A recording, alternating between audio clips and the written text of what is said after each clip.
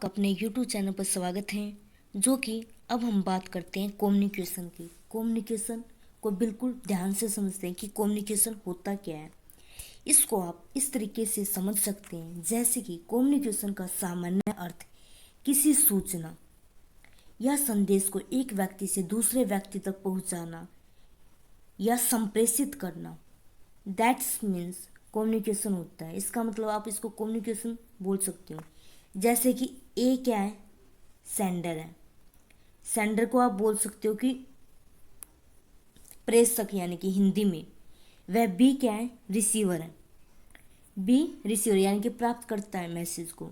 तो ए के द्वारा अगर कोई मैसेज बी को भेजा जाता है तो आप क्या बोल सकते हो कि यह क्या कम्युनिकेशन है, यानी कि अपने विचारों का आदान प्रदान करना। विचार हो सकते हैं, वह आइडिया हो सकता है, कोई भी इंफॉर्मेशन हो सकती है जिसको कि आप एक व्यक्ति से दूसरे व्यक्ति तक पहुंचा रहे हो। तो इसका मतलब यह हुआ कि वह क्या है, कम्युनिकेशन है।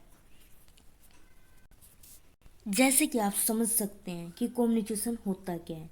Communication is the process of sending end receiving message through verbal और नॉन वर्बल मीन्स। यानी कि कम्युनिकेशन एक प्रोसेस होती है जो कि कोई भी मैसेज सेंड किया जा सकता है और रिसीव किया जा सकता है, जो कि वर्बल और नॉन वर्बल फॉर्म में हो सकता है। यानी कि मौखिक भी हो सकता है और लिखित भी हो सकता है।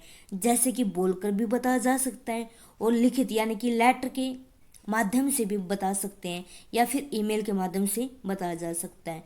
वह एक तरीके से जो कम्युनिकेशन होता है, यानी कि संकेतों के माध्यम से भी आप कम्युनिकेशन को समझा सकते हो, यानी कि समझ सकते हो या फिर समझा सकते हो किसी भी अदर पर्सन को।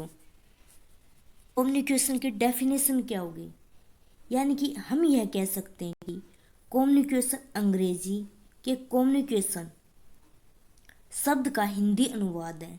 यानी कि जैसे कि जो संप्रेषण है वो अंग्रेजी के कम्युनिकेशन शब्द का हिंदी में अनुवाद है। इसकी शब्द उत्पत्ति लैटिन भाषा के कम्युनिस से हुई है। अगर कोई पूछे आपसे, जैसे कि एग्जाम में पूछा जा सकता है कि कम्युनिकेशन किस लैंग्वेज से लिया गया है, जो कि लैटिन भाषा से क्या लिया गया है, जो कि कम्युनिस वर्ड से लिया गया है। और इसका अर्थ क्या होता है, कॉमन होता है, यानी कि एक तरीके से आप इसको सामान्य बोल सकते हो। वह अब हम आगे देखते हैं कि इफ़ेक्टिव कम्युनिकेशन क्या होगी। जो कि इफ़ेक्टिव कम्युनिकेशन, यानी कि इसको आप एक तरीके से बिल्कुल आसान तरीके से इसको समझ सकते हैं। इफ़ेक्टिव कम्युनिकेशन को जो कि हिंदी में प्रभावी संप्रेषण बोला जाता है।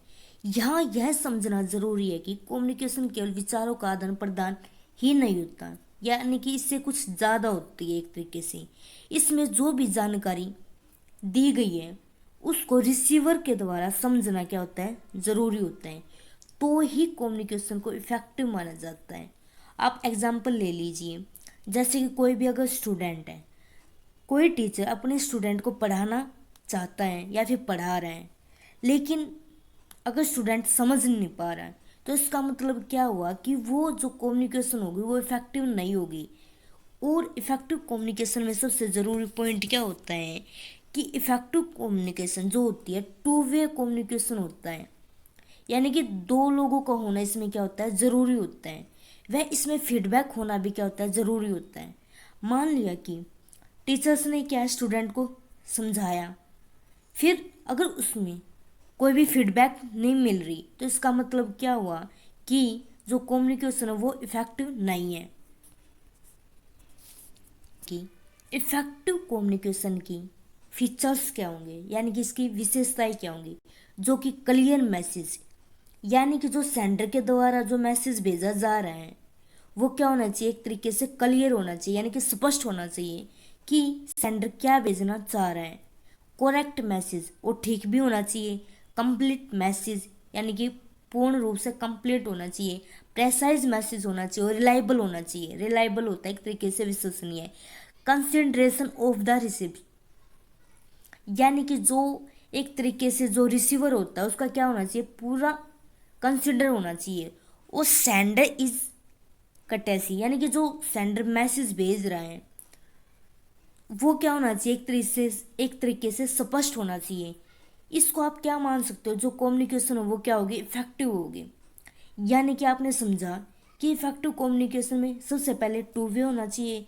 सेकंड पॉइंट क्या आता है कि एक तरीके से इसमें फीडबैक होना ज़रूरी है। अगर फीडबैक नहीं होगी तो इसका मतलब यह होगा कि जो हमारी कम्युनिकेशन है वो क्या इफेक्टिव नहीं है। जो कि इफेक्टिव कम्युनिकेशन में जो फीडबैक होगा, औपचारिक, अनौपचारिक, मौखिक, गैर मौखिक, कुछ भी हो सकता है। यानी कि जो फीडबैक है वो फॉर्मल रूप में भी हो सकती है और इनफॉर्मल भी हो सकती है, ओरल भी हो सकती है और रिटर्न भी हो सकती है। यानी कि फॉर्मल एक तरीके से ये होता है जैसे कि जिसमें कि रूल रेगुलेशन होते हैं, और अनौपचारिक कम्युनिकेशन वह होता है यानी कि इनफॉर्मेशन, जैसे कि आप बात करें अनौपचारिक कम्युनिकेशन की, वह होता है जैसे कि आप घर में किसी भी बच्चे से बात कर रहे होते हैं या फिर अपने दोस्त से बात कर रहे होते हैं, तो इसको आप अनौपचारिक कम्युनिकेशन बोल सकते हैं। मौखिक कम्युनिकेशन यानी कि एक तरीके से बोलकर, और गैर मौखिक एक तरीके से हम बोल सकते हैं जैसे कि ईमेल भेजना। इस तरीके से हम समझ सकते हैं कि जो कम्युनिकेशन है उसके फीडबैक किस तरीके से होंगे। अब बात करते हैं फंक्शंस ऑफ कम्युनिकेशन की, इसके फंक्शंस क्या है, जिसको कि यानी कि जो फर्स्ट पॉइंट इसका क्या होगा कि सूचना स्वयं को आदत रखने और डिसीजन लेने के लिए सहायक होती हैं। जो इसमें जो इन्फॉर्मेशन होती है एक तरीके से खुद को अपडेट करने के लिए या डिसीजन मेकिंग के लिए क्या होती है, हेल्पफुल होती है। जो कि कम्युनिकेशन होती है वो क्या होती है कि एक तरीके से पावर होती है, यानी कि पावर माना गया है। इन्फॉर्मेशन को क्या माना गया, पावर। कम्युनिकेशन को आप क्या मान सकते हो कि पावर है। यानी कि जो कम्युनिकेशन होती है ये नहीं है कि भाई कुछ टाइम के लिए होती है, इसमें कम्युनिकेशन यानी कि हमारे जीवन में कम से कम 70% का इसका यानी कि योगदान होता है कम्युनिकेशन का। जैसे कि सुबह से लेके और शाम तक पूरा दिन हम क्या करते हैं, एक तरीके से कम्युनिकेशन करते हैं। और जब से यानी कि जब से हमारा क्या होता है, जन्म होता है और मरने के दौरान यानी कि मृत्यु के दौरान तक हम कम्युनिकेशन करते हैं। इस तरीके से मान सकते हैं कि जो कम्युनिकेशन है वह क्या है, एक हेल्पफुल है। अब बात करते हैं कि शिक्षा और अनुदेश के लिए यानी कि टीचिंग और लर्निंग के लिए भी कम्युनिकेशन क्या है, एक बहुत ही इम्पोर्टेंट रोल प्ले करता है। बात की जाए कि टीचिंग व लर्निंग जीवन पर्यंत चलते रहते हैं, यानी कि सीखना और सिखाना ताउम्र क्या है, चलते रहते हैं। जैसे कि जन्म लेने से लेकर और मृत्यु के दौरान तक चलता रहता है कम्युनिकेशन। अब बात की जाए कि समूह के सुचारू संचालन, जो कि आप बोल सकते हैं स्मूथ फंक्शनिंग ऑफ ग्रुप्स, यानी कि किसी भी ग्रुप में कम्युनिकेशन होगी तो क्या होगा, एक तरीके से इफेक्टिव कम्युनिकेशन मान लेते हैं। इफेक्टिव कम्युनिकेशन यानी कि प्रभावी संप्रेषण प्रणालियों में बेहतर समन्वय स्थापित करने के लिए क्या जरूरी है, एक तरीके से कम्युनिकेशन होना जरूरी है।